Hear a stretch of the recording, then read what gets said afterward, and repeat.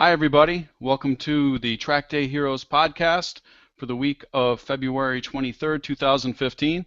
I'm Tony Rinker, and this week we have Nate Pike joining me as usual. Nate, how are you doing, buddy? Good, man. How's it going? Good. We're trying to stay warm here in Northern Virginia. And we have a special guest this week.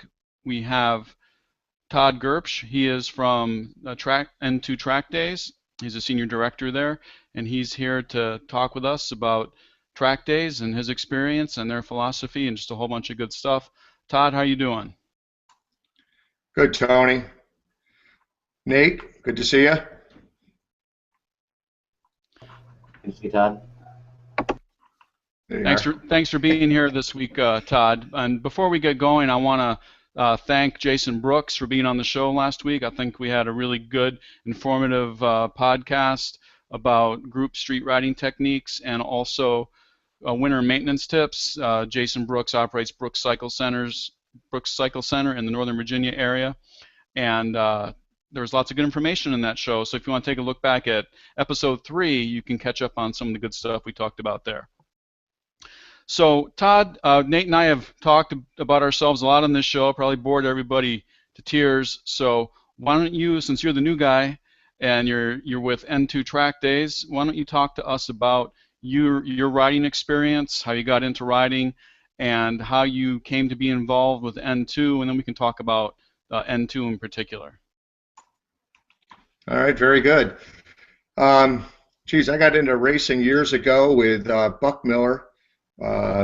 Anybody that's attended either a NESBA day back over the last probably 10 years or so has met Buck Miller. He was a director with me there at NESBA.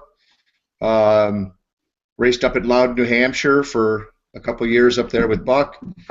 Then got out of racing about the same time Buck did, and then shortly thereafter we were kind of bored, didn't know what to do with ourselves. We kind of stumbled into NESBA at that time. It was back in 2001, and the two of us became CRs for them, and then eventually 2006 became a director for NESBA. And then last year when N2 decided to take over the reins, and Rob Chickolo and those guys gave me a call and asked me if I would stay on as a director for them. So last year we had a rough start to the year, but getting things going and everything in place. But after that, it was pretty smooth sailing, and things went very well, I thought. Well, Nate and I have ridden with both NESBA, the Northeast Sports Bike Association, no longer in existence, and then we've ridden with N2 quite a bit. So it's good to see you guys back and that things are organized and running well from what I saw last year. What do you think, Nate? Yeah, I thought out of the riding organizations that I've ridden with, which albeit hasn't been very many, but the couple that I did, I noticed that NESBA was very well organized, and I liked the professionalism that was displayed when I went to their track days. And going over with N2, I saw the same there as well, and I've had a good experience with both organizations for the most part. I have to say that things with N2 have been smoother, comparatively speaking, with NESBA, but it's definitely been a lot smoother sailing, and administratively speaking, getting things done has been a lot easier. Just send them an email and get a quick reply, and something that I didn't experience before. So it's definitely been an improvement, and I've been very happy so far. So. Yeah, I've ridden with 3 or 4 different organizations in the last couple of years, and everybody seems to have a little bit of a different focus or approach. Todd, could you tell us, and there could be people listening who it's their first time joining us, I just want to tell you we're here to talk about motorcycle track days, where you go and join a provider such as N2, and you go to a track where they're holding a track day. They provide an event where you can rent time on the track to ride with your friends.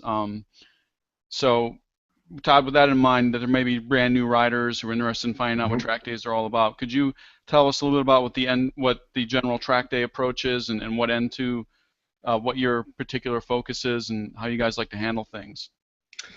Yeah, we basically took what NESBA was and improved upon what everybody loved about NESBA, and then focused on making sure that that advanced and got even better, and then tried to get rid of anything that the people were unhappy with. As Nate pointed out, we try to respond almost instantaneously to your needs, whether you're at the track or off the track.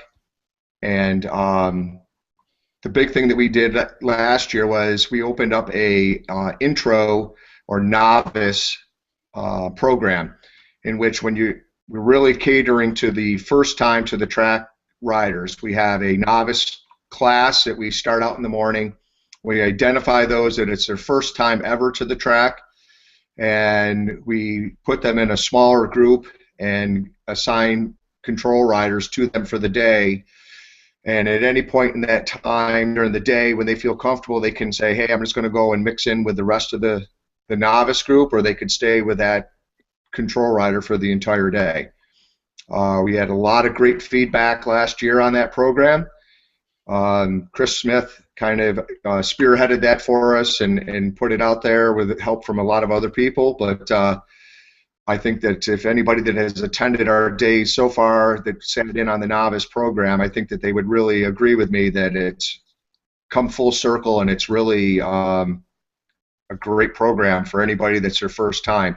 It takes a lot of those nerves and jitters off for the people that it's their first time.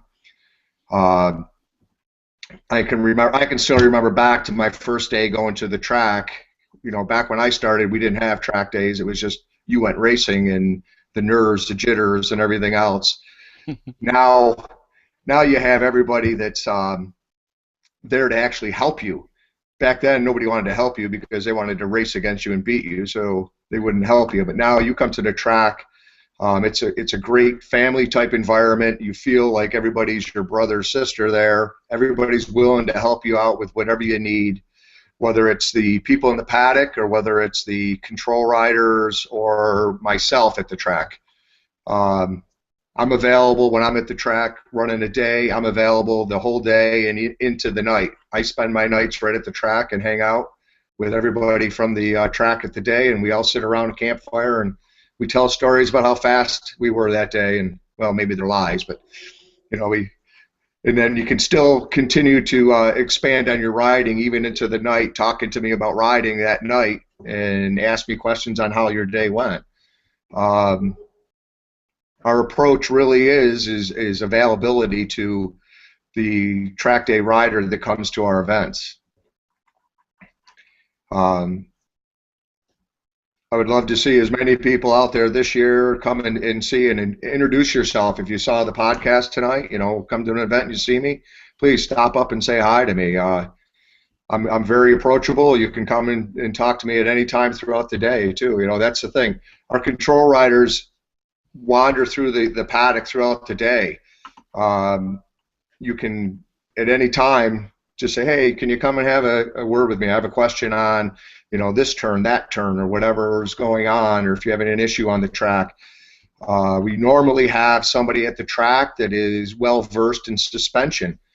You know, a lot of times I'll tell you, come on up at lunchtime and we'll give your bike a quick look over and see if there's something. It's amazing what a $2 screwdriver can either make a bike ride really nice or make a bike not ride so nice. Yeah, I found that to be true, that you get a lot of great tips, you know, just casually. You may not realize the wealth of knowledge that everybody has at track days who's done a few of them. Obviously the staff, guys like yourself and Right. and Rob and anyone else at N2 who's on staff is a valuable resource before and after a session, and just I've always found it to be very friendly and comfortable at any track day that anyone provides.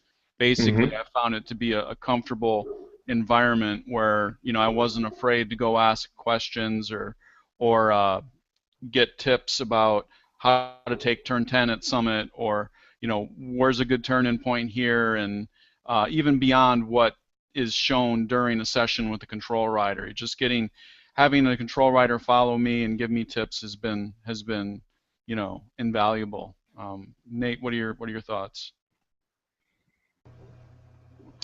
Yeah, I've found that when I've ridden with N2 in the past, if you ask any of them for help, they're always willing to be there and help you out and um, show you the lines, show you what you should and what you shouldn't do, and it's been a major improvement. I think it's one of the biggest assets as far as like going to a track day, like getting that almost one-on-one coaching with someone who's been there, done that sort of thing, and having them break it down for you and let you know what you should and shouldn't be doing. I think is one of the biggest rewards as far as going to the track day.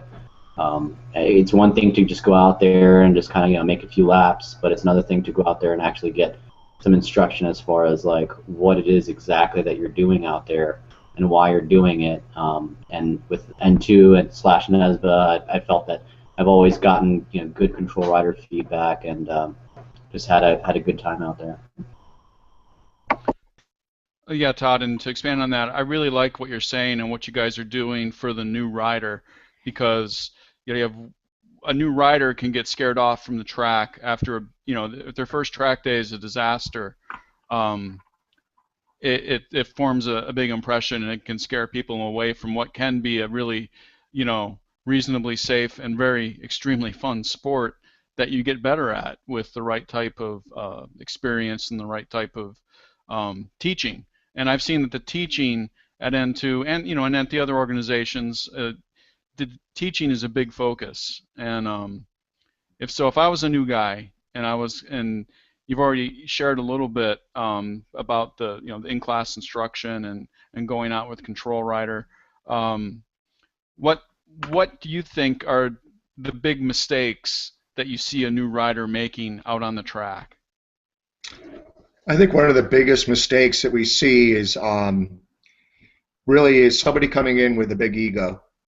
They think that they're above average rider and that I'm not going to be able to teach them something, so they're going to show me and come in with a big ego. You have to leave your ego in check, leave it at the door when you come in, because there's a huge difference between being fast on the street and being fast on a track. Somebody that's fast on the street, somebody that's fast on the track, you put them together, the guy that's fast on the track has had hundreds of times to take the same turn over and over and hone how to go fast there. Where on the street, you're kind of riding by the seat of your pants for the most part. So if you leave your ego at the curb and check it at the door, come onto the day with a clean head, empty slate, and figure you're going to learn something for the day. Let us teach you something, because we all have a lot to offer. We all have thousands of laps at multiple tracks, and we'll teach you slowly but surely, how to go fast. Everything in baby steps. Anytime you take a big step, usually ends up costing you somewhere, whether it's a crash or just an off-road excursion. Neither is overly fun and tends to scare you, and then if you get scared, you may not want to come back. The other big thing is being overly intimidated. Everybody's there, and when I give my riders meeting, I point out the fact that take a look to your right, take a look to your left. Those are the people that are going to control how the track day is run. And everybody remember that today may not be your first day, but remember what your first day was like, and make sure that you help all those out here that it is their first day. One of the things I do in the riders meeting, I ask for people to show of hands, how many first-time track riders, so that in the novice group you can see exactly how many first-time riders are out there versus guys that have been coming for multiple events and are comfortable. Then again, when we also get to the novice classroom, you see it again, we go over it again, and we make sure everybody understands, how many actual novice first-time riders we have on the track. And we ask that everybody give them the same courtesy that they had when their first day out. The other big mistake is not understanding, and we said we're going to talk about tires and that, and Nate's going to touch base with it, but tire pressures, not checking your tire pressures and stuff like that when you go out on the track. Street tire pressures are set completely different than track tire pressures. We touch base in that in the riders meeting, and then hopefully somebody in your paddock or near you you're talking with in the morning, and they'll help you set up your tire pressures for the day. Yeah, that's great advice. I mean, Nate and I did talk about this last week too, about the importance of tire pressure and tires. Before we get back into that whole conversation, Todd, what's going on with this year? I mean, I know you have a lot more dates. Yep. What can we expect out of N2 in the 2015 season? Are there new tracks to be riding? What's going on? Yeah, we have a bunch of new tracks that are actually going to be riding this year. Pocono was added to our schedule this year. We haven't had them on our schedule in a couple of years. Dominion is opening up in North Carolina. We actually have a bunch of dates there starting at 6/6 and then July 4th weekend also we're at Dominion. I think you meant Virginia for Dominion, right? I'm sorry, correct. I misspoke, yes, Virginia. We're going to be doing Roebling this year. We haven't had those on our schedule in a couple of years. Pit race full. They're going to be opening up the South Course this year. We're going to have some full dates where we run both the North and the South Course combined. Sweet. Nate, have you done both the North and the South? I know you've done at least one of them. No, yeah, they just started. Well, not just started. They've been working on it, but I've only done the one course. That's been open for a while now. I don't remember which one it is, if it's the South or the North. But a little bumpy, wasn't it? It was, yeah, it was a little bumpy. I don't know if they're doing any work on that course, but I mean, I'm assuming the new course is going to be nice and smooth since it's fresh. Definitely looking forward to seeing that happen. Oh, I'm sorry, I interrupted you. I wanted Nate's input on pit. Yep. Yeah, the South Course is just going to be finished this year.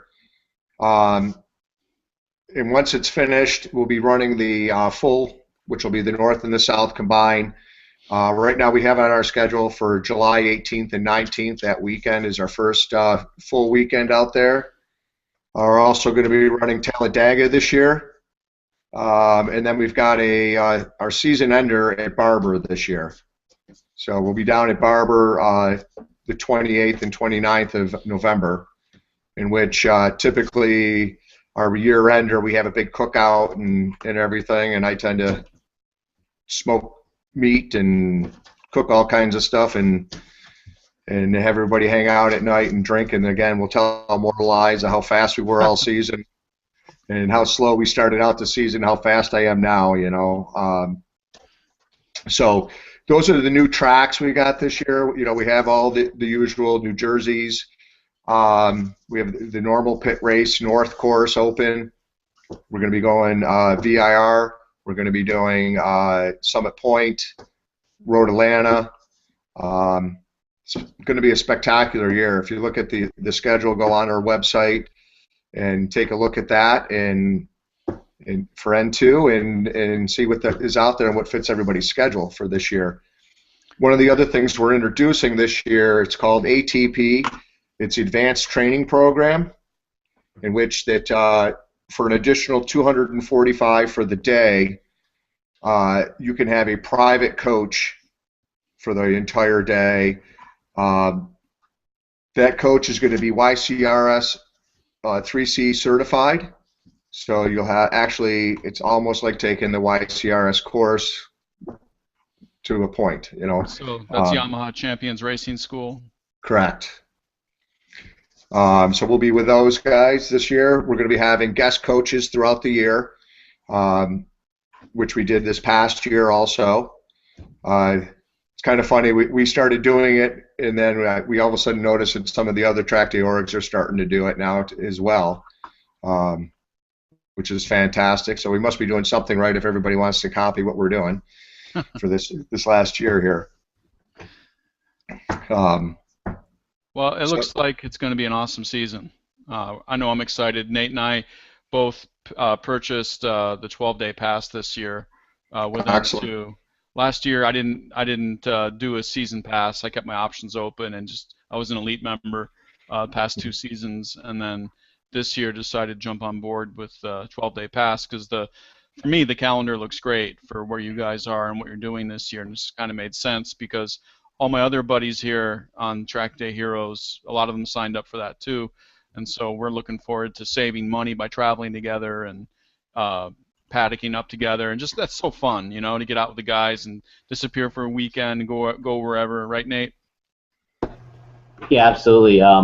Getting together helps a lot with the cost as far as just transporting you and your bikes, hundreds of miles. To do it yourself, it's a little pricey, but you split it with one guy, that's 50%. Two guys, 33, et cetera, et cetera. So the more guys you get going, the better your chances are of going because it's just that more financially feasible for you.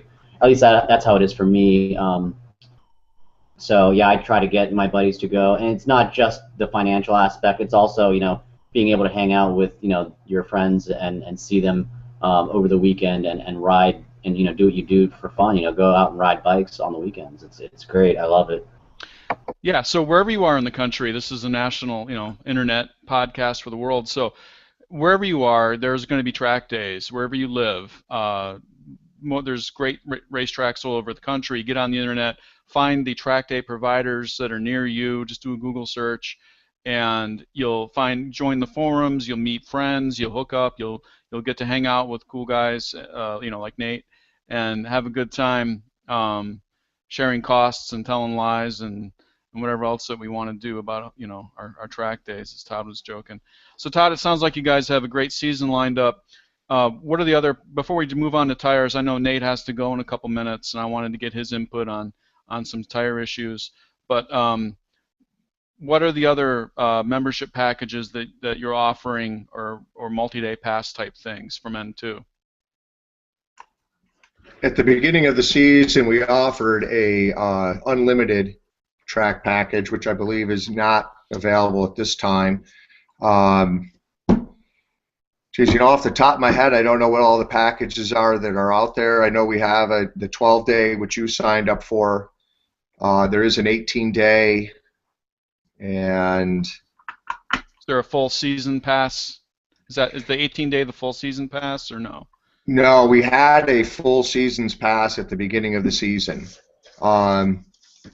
Geez, I can't remember. I don't know if it's up there yet still or not. I apologize for not having that information. I'd have to double check our packages for you because unfortunately I don't know the answer off the top of my head. Well, it's easy enough to find at your website, which is n2.org. Yes. Right. But you guys offer a variety of packages. I mean, you could just be an elite member. You could just be a basic member for what, $25? That's correct. Or you could be an elite member where you can have, for I think it's a couple $100, and you can have cancel your Huh? You were sleeping. Nate, your mic is on. Oh, sorry about that. You could have the ability to cancel your day at the last minute if you had to, up until 9 o'clock that morning. There's other great benefits to the elite membership, right, Todd? That is correct. With the elite membership, it allows you to sign up last minute for an event without the late fee that's associated with it. If you don't sign up for a track day within the 15 days prior to the event, there are late fees associated for signing up late. With the elite membership, those are all waived for you. Plus, you get with the elite membership, you also get better pricing on the day itself. But the only thing the elite membership doesn't do for you is if the event sells out prior to, it does not buy you a way in if we've already sold out. Right. Downside. Right. There's that. But on the other hand, if you have one day ruined by weather and you're able to cancel, up till 9 o'clock that morning, or whenever your cutoff is, that one track day would pay for the elite membership because you can use that at any other day. Is that right? That is correct. Okay. Especially when you typically it's $20 or $30 a day cheaper with the elite membership versus standard pricing. Right. So after you do a few days that way, and then if you have to cancel a day or want to cancel a day due to weather, you can certainly make up that elite membership very quickly. Okay, well, let's move on to tires. I know that Nate is got a huge stack of takeoff tires in his garage, and so I want to know, Nate, what's the value? What's a takeoff tire? Why would I want takeoff tires maybe? Or why wouldn't I? For me, it's a thing where, you know, when you buy them brand new, I mean, they can run like $350 for a pair, maybe $400 for a pair. It gets pricey. So, you know, when you have guys that are out there that will do maybe, you know, 7 or 8 laps or 10 laps, whatever they do on a set of tires, and then pull them off their bikes, they'll sell them for maybe half price. And for them, it's good for them because they'll get a fresh set of tires. It's good for me because I'm not at their skill level to, you know, to notice the difference between a tire that's had 7 laps on it or a tire that's had 10 laps on it. So I'm fine with, you know, getting that tire from them, you know, at half price and running, you know, 2-3 days out there on the track with them. So for me, it's a bargain, you know. Another thing too, I feel like, you know, with street tires, you know, you got the Q3s that have rebates on them every year. They're a great deal as well because you've got something that's good for the street and also very track capable as well. So it's hard to go wrong with that tire. And but if you're going to be strictly track only, you know, if you have a dedicated track bike, I would recommend something more, you know, track oriented like a track tire. But if you are going to do mixed street riding, I don't recommend the track tires. They do need warmers to perform best, and they're not going to get the heat in them from the street that like a tire like the Q3 would, where it heats up quickly, you know. So yeah, at the end of the day, it comes down to being a good deal for the track tires, and you know, with the Q3s, you'd probably burn them up a lot quicker than you would if you had a dedicated track tire, because the track is a lot harder on your tires than the street would be because you're pushing your bike a lot harder. Right. So yeah. Well, if I wanted to find takeoffs, Nate, I mean, where would I look for takeoffs if I wanted to save money? And, you know, obviously buyer beware when you're buying takeoffs, but where could I find some, do you think?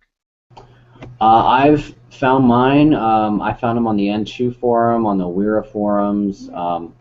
There's some eBay sellers. Really, it's just been online on the different forums. What about at the track? Oh yeah, absolutely. I didn't even think about that. At the track, yeah, you'll see guys in the paddock. They'll have, you know, signs hanging by a tire, you know, $50, and you know, that's great to get, you know, 2 days out of a set of tires for $50. You know, it's a pretty good deal. So yeah, walk around, see what you can see, grab a set of tires from somebody. There's usually a vendor at the track as well that can help you mount them up, and usually for a nominal fee as well. It's not like they're gonna gouge you or anything just because you're at the track and they're the only way to get the tires on sometimes. I want to say average is probably, you know, maybe $10-$20 a tire. So yeah, they'll set your suspension up for you most of the times. They'll work with you all day. You know, usually between like $40 and $50. So you know, you get them started in the beginning, and they'll check your settings all day long, and you can't beat that. So Nate, you're running slicks at the track on your bike. What bike are you running? What tires are you running? What tire warmers are you running? Yeah, this past season I switched it up to the Pirelli Superbikes. I've never run them before. I also switched the size. I was running a 190/55. And this is on a 600, so I guess it's a little on the bigger side.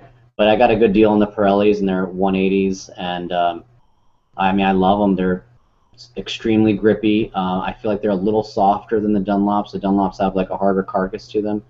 But I've been very happy with the wear. The wear has been great. I still have them on the bike because I wasn't able to wear them out. I mean, I've done maybe 4 days on them. I bought them used. They already had a couple days on them, and the wear has just been great. I have no complaints whatsoever as far as the grip or anything like that. The warmers that I use, I actually picked up off of the old Nesba forum. They're just a set of the Chicken Hawk racing tire warmers, and yeah, they've been working pretty well for me. I sent them back to Chicken Hawk because they actually weren't quite big enough. I had a 200 series tire on my 1000cc bike, and they were a little too tight. I couldn't get them fully wrapped around the tire, and I sent them back. Great customer service. They took care of them, no problem. So I've been fairly happy with those as well. So, yep. Well, cool. So, Todd, what are you running at the track, and what's your setup? I run a Yamaha R6, and I run Dunlop tires.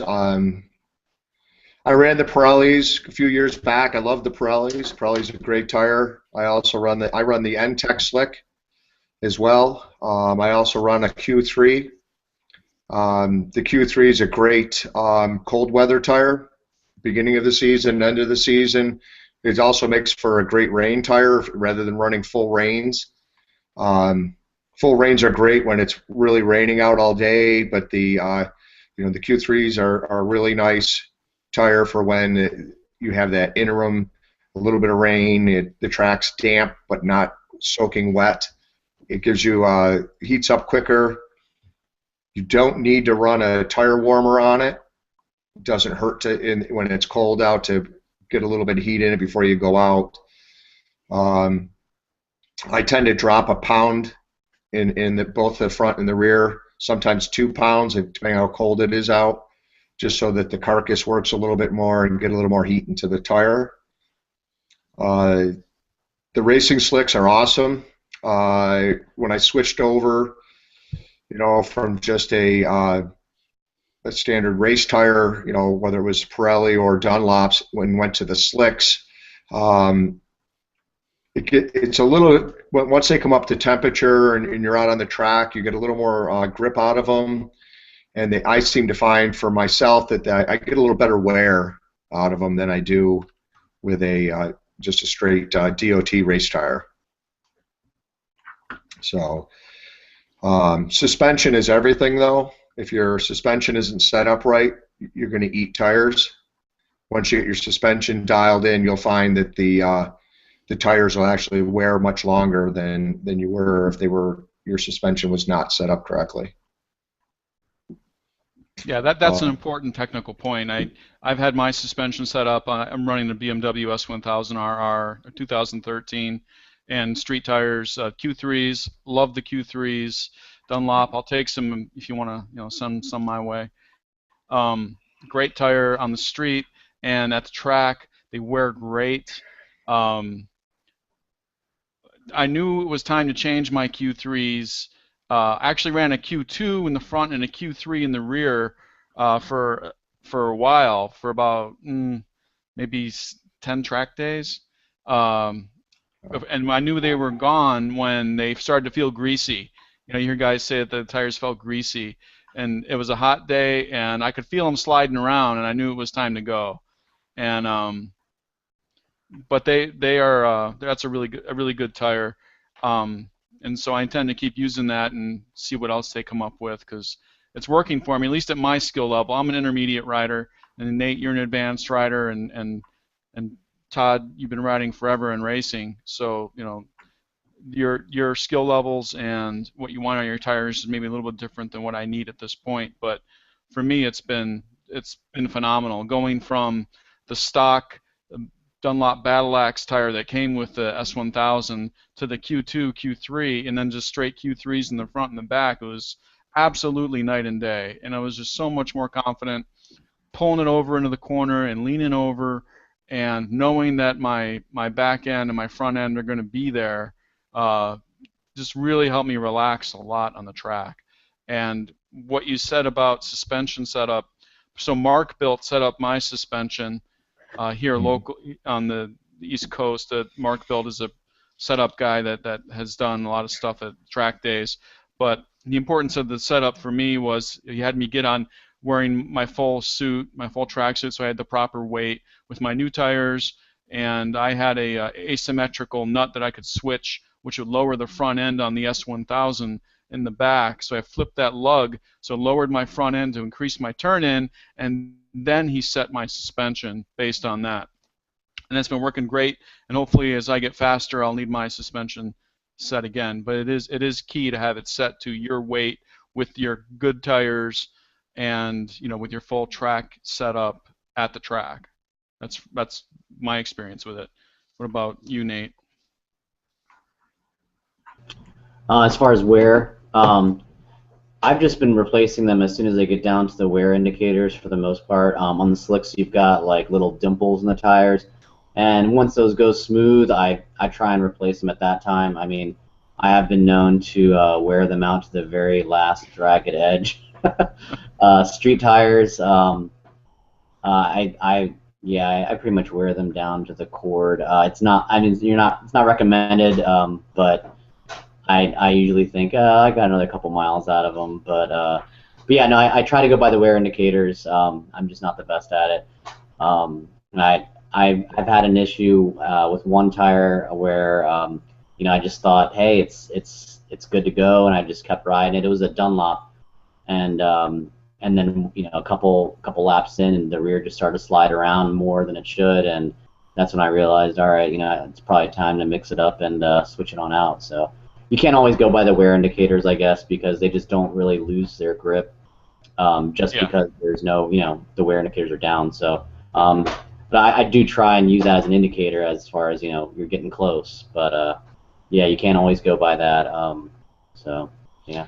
Right, and I think as Todd mentioned earlier, I mean, this is all assuming that you're running the right tire pressures for your situation. So there's many factors involved in what's going on with my tires. I mean, it's not just where's the wear bar, but it's about what the track conditions are, how hot, how cold the track is, how hot, how cold my tire is, what the tire pressure is, because as Nate and I have talked about in earlier shows, when you go out, like on the Q3s on my bike, for example, I go out with the rear at like 23, 24, and then when I come in after it's hot, it's up to 26, which is the recommended hot tire pressure for the rear at the track. And then the front tire, I go out at 28 or so in the front, and then I come back in after the session, and it's 31, which is the recommended hot tire pressure. And so that's when I check my pressures. Before I go out, I make sure they're a few pounds lower than what they should be. And then immediately before I take off my suit, no matter how hot it is, I leave my gloves on, I grab my air thing, and I immediately check my tire pressure, get it up on the stands to make sure my tire pressures are there. Because if that's consistent throughout the day, then I can make an informed decision about what is going on with my tires. Am I losing grip? But I can't know that unless I'm running the right tire pressure. What do you think, guys? Oh, absolutely. You also had touched base, Tony, a little bit there about how you could start to tell it was starting to go, it was feeling a little greasy. The nice thing is, with like the Q3s and that, they may start to feel a little bit greasy, but they give you if you're paying attention to your bike, it gives you an indicator. It doesn't just all of a sudden, I have no traction and go away. It definitely talks to you a little bit and says, hey, you may want to change me here because I'm starting to lose a little grip here, not quite as good as I used to be. The slicks are the same way for me. You start coming into turns and it's like, okay, I'm riding the same as I was last time out here, but the front's pushing a little bit and you're starting to get a little bit of slide. That's when you start to pay attention and know that it's time to change those out at that point. And tire pressure, I check it multiple times throughout the day, especially like right after lunch, after you've sat around, because as the day goes on, you'll find you may start gaining tire pressure as the ambient air temperature is going up around you, the track's getting hotter from the sun beating on it, and you may want to tweak those down a little bit so you stay in that sweet spot for that tire, so you're getting as much grip as you can. One of the things that I think is a lot of people jump to a race tire very quickly, and it's not really necessary. You can save yourself some money on tires and put it into the more track days instead of spending more money on tires by running, like a Q3 for a little bit longer. But the one thing that you do gain by switching to a race tire, especially if you're running tire warmers, so that you're not going out on the track and getting a cold tire crash, which we see multiple times, people pushing too quick and not letting the tires come up. Nate, that's never happened to you, right? Yeah, no, yeah, absolutely. I've definitely had a cold tire issue with some race tires. It was like my first time running them, and I didn't have warmers on them, and it was the end of the day, last session of the day, first lap of that last session, and I thought a good throttle and hard throttle out, and then hard brake would be enough to warm them up, and I guess it wasn't. So it's all good. I learned my lesson. Yeah, I remember I was behind you. But on that note, you kind of got to head out, Nate. Yeah, I'm gonna go ahead and check out a little early, so you guys can go ahead and wrap up, and I'll catch you guys next time. But Todd, it was great seeing you on the show, and hope to see you again here soon. Absolutely. Thanks for having me, Nate. All right, Nate. All We'll right. check you later, brother. All right, see you guys. So Todd, so you said you were running an R6 at the That track? is correct. Is that your That's correct. is that your street bike also? No, it is not. I actually have a Ducati right now for a street bike. I have a Monster Foggy that's actually my street bike, but it really hasn't been a street bike in a few years. I've been pretty much running strictly on the track between work and then going to the track. I really don't have a lot of free time to ride the street so much anymore. Right. I also used to have an MV Augusta F4 that I had on the street also, but I just recently sold that because there's just no time to ride it. Just sits downstairs in the garage and collects dust, and every now and then I go down and clean and wax it up and look at it. But I also do have a Yamaha YZ450F that I have set up for super motard. So. Man, you've got it all. I don't know if I got it all. They do have fun. Oh, there was one other thing I wanted to mention about tires, just to backtrack for a second. One benefit of having a bunch of guys that you're tight with in a biking community is my Track Day Hero buddies and I got together. We pitched in. We actually bought a tire changer, a manual tire changer, for about $1,100, and we keep it at one of the guys. Someone volunteered to keep it at their garage, and when anyone needs a tire changed, we just go over to his house and we hang out and we change tires, and it's paid for it. We all think 10 of us or so chipped in, or 11 of us, and so it's paid for itself really quick. So it's nice to go to the track with brand new tires, not have to worry about getting tires necessarily changed at the track, because I've done that. I've had my bike up on the stands with the front and rear wheel off, changing tires at lunchtime, and that kind of sucks. Because you feel a little hurried, a little bit rushed. You don't get that time at lunch to relax when you're trying to change a tire at the track. So, if you have some buddies and you have a little money you could throw together and get your own tire changer, it's not hard, and it's not overly expensive when you consider the fees that you can save for changing tires. But and obviously you can weigh in on this, Todd. You guys usually have a vendor at the track to sell tires and to change tires, etc. That's correct. We usually have a vendor at the track. We have Shag Moto. We have Marietta Motorsports. Almost always at every event we have a tire vendor in which you can buy, and they'll install tires for you when you buy them, or you can bring your takeoffs to the track, and it's typically $20 a tire for the mounting and balancing of the tire at the track. Yeah, and that's not bad at all, especially when you need it and you didn't know, when you need it, you need it. Oh, absolutely. Ultimately, tires are cheap when you're compared to a crash because you didn't want to spend the money on a set of tires. Yeah, Absolutely. I mean, the things I won't skimp on are my tires, my brakes, and my tracksuit, my safety gear. I mean, what's on the road, what's keeping me stuck to the road, what's stopping me, and what's keeping me safe and for a crash. I definitely don't want to skimp on that stuff if I can. I Yeah, I couldn't agree more with you there. And we talked about this last week, but if you're new to track day riding, there's lots of ways to get in this at lower than retail value. You can go on Craigslist, you can go on eBay, you can go on the various forums like sportbike.net, etc., the Wera forums, and you can get used gear, buyer beware, but you can save some money that way, not have to spend top dollar just to get on the track. Absolutely. There's a lot of guys that are selling suits, or they did the sport for a short time, and then life happens, whether it's having kids or whatever goes on in your life, personal life, that pulls you away from the track, and then they're selling some good equipment for a fraction of the cost of new. Yeah. You can get some really good deals out there. Well, we've got pretty much one more topic. You ride an R6. I was wondering if you had any thoughts or had looked at or heard about the new Yamaha R1 2015. Yeah, the new R1 this year is supposed to be very impressive. One of our control riders, Lenny, has one coming here. I don't know if he's picked it up yet, but he's pretty excited to throw a leg over that and get out there on the track and run it through its paces. The R1 has always been an awesome machine. I used to swap back and forth with Buck with his R1.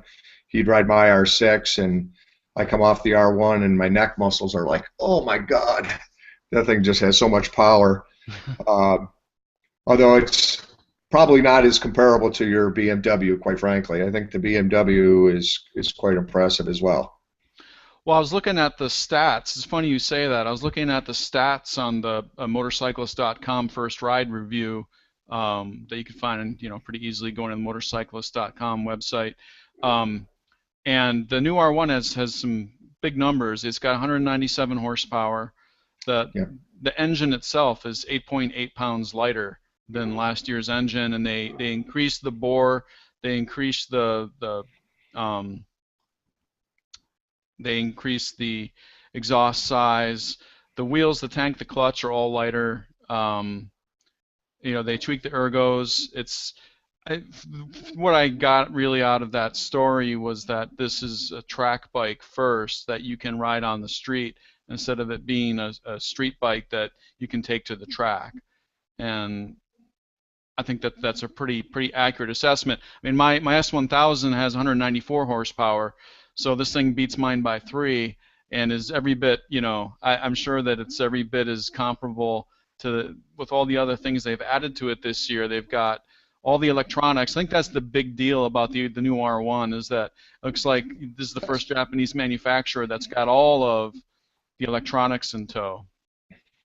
I agree. BMW kind of set precedent in the 1000cc category by putting out a bike that had everything, all the electronics. It gave you everything that you could ever want for a street/track bike.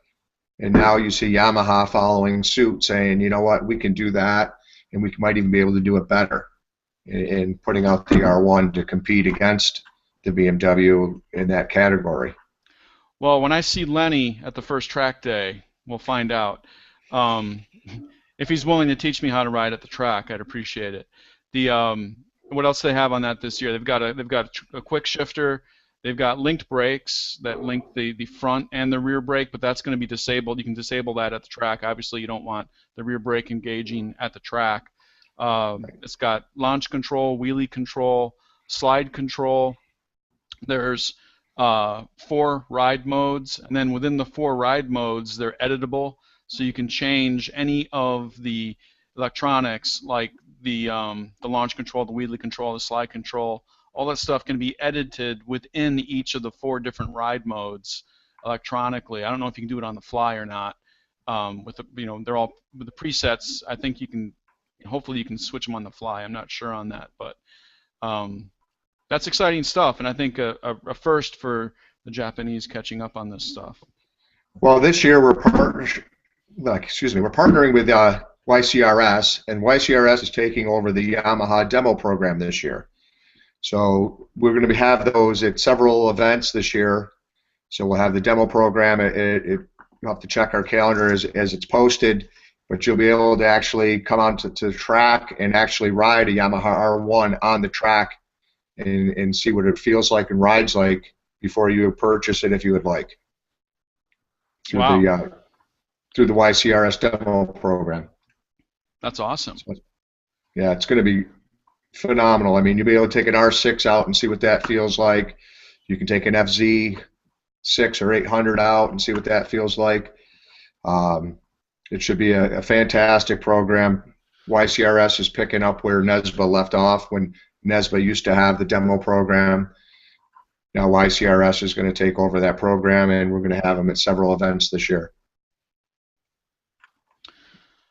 Okay. I'm excited. It's going to be a great season. I don't see any questions in the Q&A tonight. Kind of answered the tire issue question from one of our guys this week about when you should change your tires. Todd, do you have any parting thoughts about any of the things we talked about tonight? No, not really. I guess I'm just looking forward to seeing everybody out there at the track this year. Tony, I mean, what's going to be your first day this year with us? Well, depending on what's going on, it'll either be it could be Road Atlanta, the beginning of April, 4th and 5th. Mm-hmm. Or I may stay home and go to Summit that weekend, Summit, Maine. It's nice that you guys are in both places that same weekend, April 4th and 5th. And then May 23rd and 24th, you guys are back at Road Atlanta and you're at Summit, Maine again. That is correct. Off the top of my head. And I don't want to travel on Memorial Day weekend, so I probably will not be driving down I-95 to towing a trailer on that weekend. I'll leave that to Nate, man. He's hardcore. But so I'm looking forward to that. I'm looking forward to some good weather, and just getting out in it. So I think that's about all we have for this week. Todd, I want to thank you from N2 Trackdays. Todd, what's your website and where can we find you guys? You can find us on n2trackdays.org. And look us up there. We're going to be all over the Northeast this year. We have a great calendar this year. A lot of great events, a lot of great dates. Hopefully it meshes and fits everybody's schedule so that we fill up the days and come on out and play. We have a blast both on the track and off the track. As you pointed out, some of the best time is actually at the end of the day hanging out with your buddies. Yeah. And you guys are also on Facebook, and yes, correct. So we can find you there too. But whatever, and for you listening out there and watching the show, whoever you ride with, whatever organization you ride with, wherever you are in the country, you're going to have a great time if I think you follow Todd's advice at the top of the show, which was to keep your ego in check and have fun. We're out there to learn how to ride fast, safely, and have fun. This is meant to be fun. And absolutely. Yeah, and there's a wealth of knowledge from people at the track who can take you under their wing, who can get in with a group of guys that go to the track regularly, join a forum, find people to hang out with. You'll get faster so much quicker by picking up on the wisdom other people have shared about what to do and what not to do at the track. And as you said, Todd, it is an extremely different experience than riding on the street. And that's why we're doing this podcast, is to reach you folks out there that are interested in track days. We'd like to hear from any of you that have a lot of experience, guys who are former racers like you, Todd, to write into the show, join the Q&A live during the show, post questions. You can reach us at TrackDayHeroesTDH@gmail.com. We also have a Facebook page, TrackDayHeroesTDH. And we're on Google Plus also, Track Day Heroes. You can look us up there. And I would love to answer some of your questions or comments on the show. And that's about all we have for this week. We'll probably be back in another 2 weeks for another show during the winter here. There's not as much to talk about. Once we get going, maybe we'll have a show every week, but that just depends. So again, Todd Gerbsch, I want to thank you, Senior Director of N2, for spending your evening with us. And for everybody out there, please subscribe to our YouTube channel, and we'll keep annoying you whenever we're back next. And please remember to keep the rubber side down. Todd, anything else? Nope. Tony, thank you for having me. All right, it's been a good show. We'll talk to you again soon. Thanks a lot. Thank you.